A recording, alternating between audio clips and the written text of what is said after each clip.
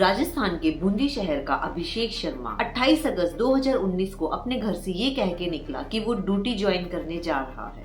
पूरा दिन निकल गया, रात हो गई, लेकिन अभिषेक शर्मा वापस घर नहीं आया।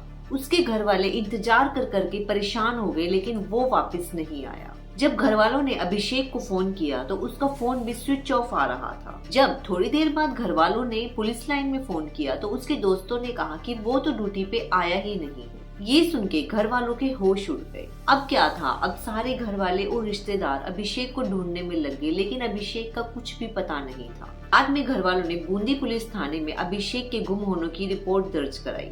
अभिषेक पुलिस डिपार्टमेंट में ही था, इसलिए पुलिस वाले उसे ढूंढने में तुरंत लग गए।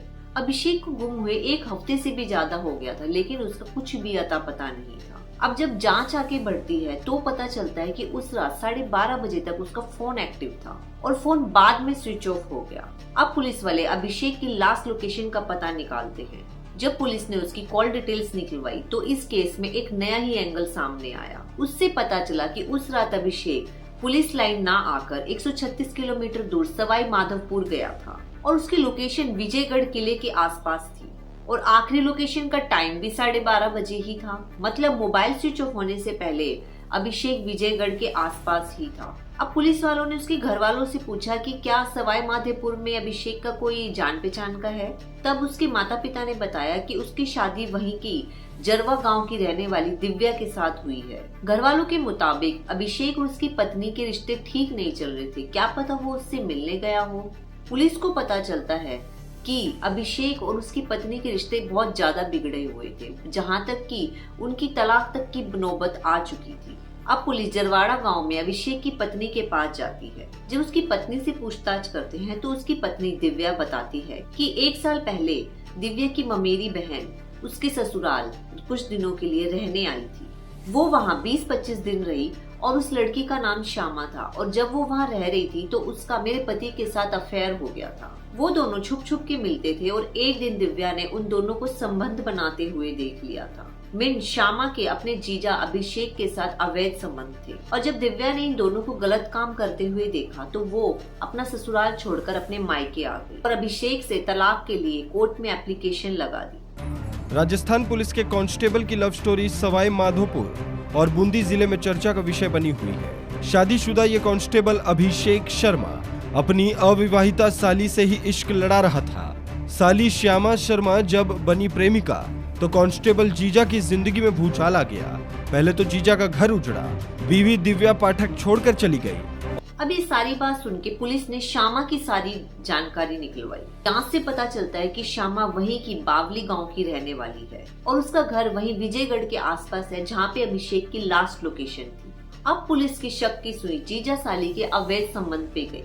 अभिषेक को गायब हुए 4 महीने हो गए थे, लेकिन पुलिस को अभी तक इस केस में कुछ भी नहीं मिला। अब पुलिस ने अभिषेक की पत्नी और श्यामा की फोन की लोकेशन निकाली और जब कॉल डिटेल सामने आई तो उसमें पता चला कि अभिषेक की सबसे ज्यादा बात श्यामा से होती थी, लेकिन श्यामा के इस कॉल डिटेल में उसके फोन में से एक और नंबर मिला जिस नंबर पे वो अभिषेक से भी ज्यादा बात करती थी और ये नंबर था सवाई माधोपुर में रहने वाले नावेद रंगरेज का। पुलिस ने ये भी पता किया कि उस रात श्यामा की लास्ट लोकेशन कहाँ पे थी, तो पुलिस को पता चला कि उस रात श्यामा और अभिषेक दोनों ही लास्ट लोकेशन विजयगढ़ के पास ही थी। यहाँ तक कि नावेद की भी लास्ट लोकेशन विजयगढ़ के पास ही थी। अब पुलिस को पक्का यकीन हो गया था कि अभिषेक के गुम होने के पीछे नावेद और श्यामा का ही हाथ है। अब पुलिस ने बिना देरी करे नावेद और श्यामा दोनों को अरेस्ट कर लिया। अब पुलिस ने उन दोनों से सारी पूछताछ शुरू करी। पहले तो वो कुछ नहीं बता रहे थे, लेकिन जब पुलिस सख्ती पे आई तो उन दोनों ने सारी सच्चाई बता दी।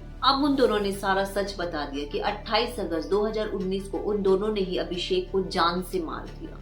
अब सवाल ये था कि इन दोनों ने अभिषेक को जान से क्यों मारा।